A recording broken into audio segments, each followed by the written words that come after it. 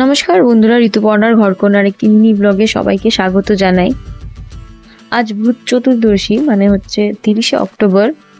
দিওয়ালি উপলক্ষে আমরা বেরিয়েছি সকাল সকাল কিছু জিনিসপত্র কিনতে, ঘর সাজানোর জন্য এবং পুজোর জন্য কিছু সামগ্রী কিনতে বেরিয়ে পড়েছি। দেখুন, আমাদের সেক্টরের সামনাসামনিই এসেছি। রাস্তার দুই ধারটা কি সুন্দরভাবে সাজিয়েছে, কি সুন্দর ছোট ছোট দোকান বসেছে। দিওয়ালি উপলক্ষে সবকিছু এখানে বিক্রি করা হচ্ছে, বেশ ভালোই লাগছে দেখতে।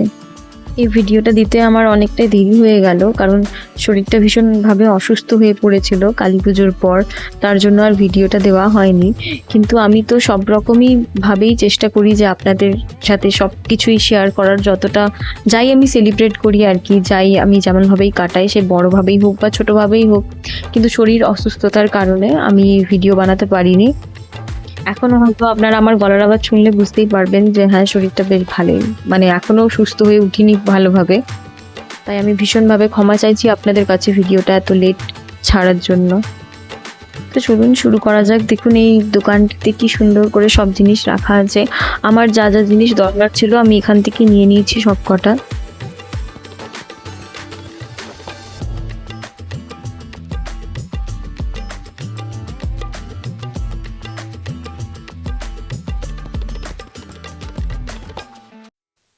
দেখুন কি সুন্দর সুন্দর প্রদীপগুলো রাখা আছে। আর এখানে গোপালের জন্য আমি নিয়ে নিয়েছি গোপালের জামা, আর গোপালকে শৃঙ্গার করার জন্য কয়েকটা জিনিস, গোপালের গয়না, বেশ কয়েকটা জিনিস নিয়ে নিয়েছি গোপালের জন্য। এবার থেকে তো যাই করি, প্রথমে গোপালের জন্য কিছু নিই, তারপরেই শুরু করি কোনো কাজ করা। তারপর চলে এলাম মিষ্টির দোকান, কয়েকটা মিষ্টি নেওয়ার জন্য। দিওয়ালির পুজোতে কিছু ভোগ, মানে ভোগ নিবেদন করার জন্য ঠাকুরকে আমরা মিষ্টি নিয়ে নিলাম এখান থেকে।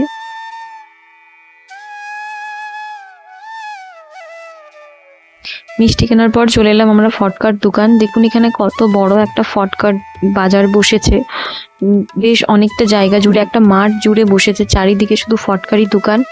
চলে এলাম ফটকা কিনতে।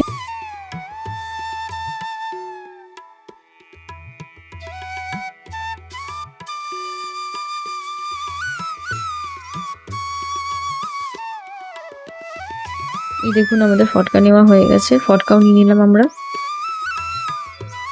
এবার রাত্রিবেলায় চলে গেলাম লাইটের দোকান, কিছু লাইট কেনার জন্য, যেমন টুনি বাল্ব হোক বা যে কোনো লাইট হোক, ঝালার, এসব কেনার জন্য চলে গেলাম, ঘরটা সাজাবো তার জন্যে।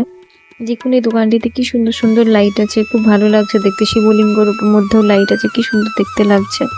বড় বড় প্রদীপ রাখা রয়েছে।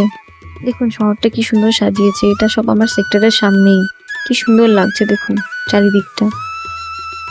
সবাই কোয়ার্টারগুলো কি সুন্দর করে সাজিয়েছে দেখুন।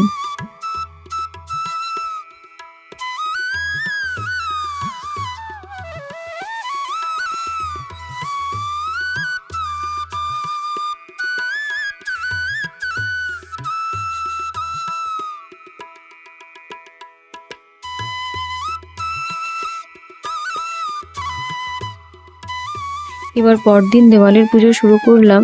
গোপালের পুজো দেওয়ার পর প্রথমে গোপালের পুজো দিলাম, তারপর দেওয়ালির পুজো করা শুরু করলাম।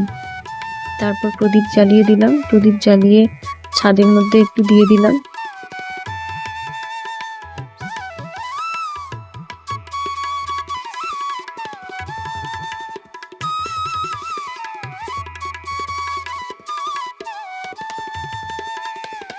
ওয়াটার এরিয়াতে তাই জন্য বিশেষ স্পেস নেই, যতটা স্পেস আছে তার মধ্যেই সাজানোর চেষ্টা করি।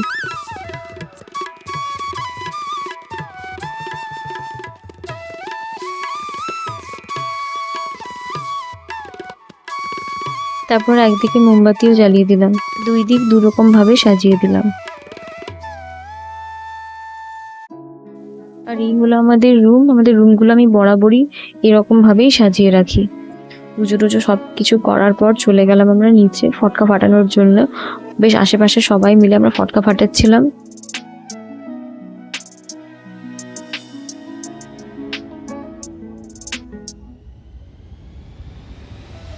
প্রথমে তো ওর একদমই ইন্টারেস্ট ছিল না, তারপর ফটকা ফাটাতে ফাটাতে ওরই মনে হচ্ছিল বেশি ইন্টারেস্ট হয়ে গেছে, পুরো মজা নিচ্ছিল। আমরা দুইজন মিলে দিওয়ালি বেশ ভালোভাবেই সেলিব্রেট করলাম, আনন্দ করে।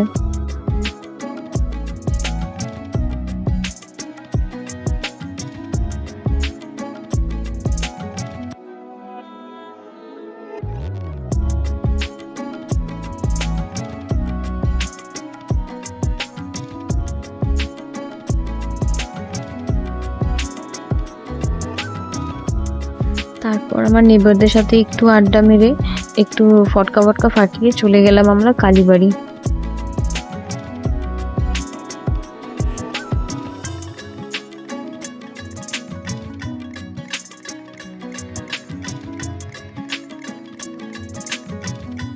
দেখুন এই রঙ্গোলিটা কি সুন্দর করেছে। এখানে প্রত্যেকটা বাড়িতেই দিওয়ালির আগে দেখেছি সবাই রঙ্গোলি বানায়, খুব সুন্দর সুন্দর রঙ্গোলি বানায়। তো আমার বাড়ির নিচে মানে আমি যে কোয়ার্টারে থাকি তার নিচে এই রঙ্গোলিটা বানানো হয়েছিল, তো এইটারই ফটো আমি তুলে আপনাদের সাথে শেয়ার করলাম।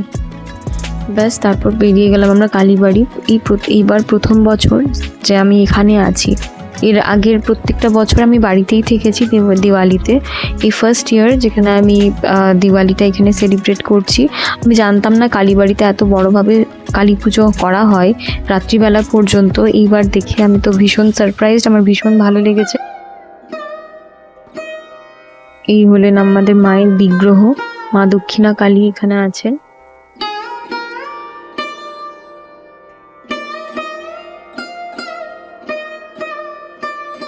কালীবাড়িতে পুজো দিয়ে মাকে প্রণাম করে চলে এলাম আমরা আবার আমাদের বাড়ি। আবার আরেকটি নতুন ব্লগ নিয়ে খুব জলদি আপনাদের সামনে আসবো। কমেন্টে লিখবেন, সবাই জানাবেন যে কিভাবে আপনারা পুজো কাটিয়েছেন, দিওয়ালি আপনাদের কেমন কেটেছে।